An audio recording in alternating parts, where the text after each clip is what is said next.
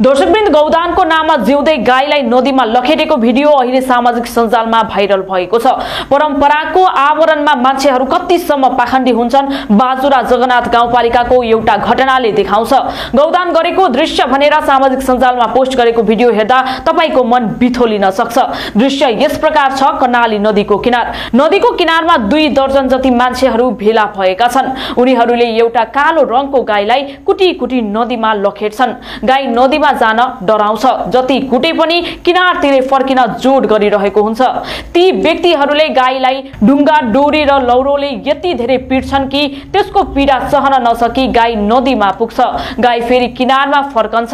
यद्यपि उनीहरूले गाईलाई त्यत्तिकै छाड्दैनन्। फेरि अर्को ठाउँमा लगेर बलजफ्ती नदीतर्फ लखेट्छन्। गाई पानीमा जान डराउँछ।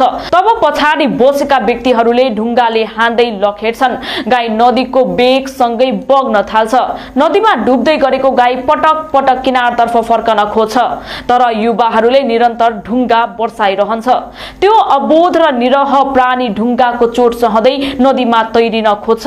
यो उच्छृङ्खल र अत्यास लाग्दो दृश्य कर्णाली नदीमा खिचिएको हो। स्थानीय पत्रकार डम्बर बहादुर बिसीले भिडियो खिचेर शनिबार राति सामाजिक सञ्जालमा पोस्ट गरेका थिए। बिसीका अनुसार सो घटना बाजुरा जिल्ला जगन्नाथ गाउँपालिका वडा नम्बर 6 काप्रेको हो।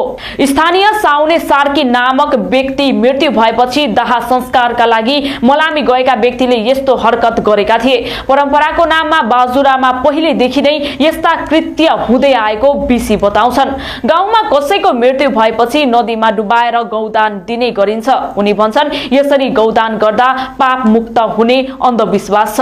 गौदानको नाममा जिउँदै गाईलाई नदीमा लखेटेको भिडियो अहिले सामाजिक सञ्जालमा पनि भाइरल भइरहेको छ। यो धर्म र परम्परा नभई अन्धविश्वास र अपराध भएको अधिकांशले टिप्पणी गरेको छ। All designed to guarantee the epitome of student development.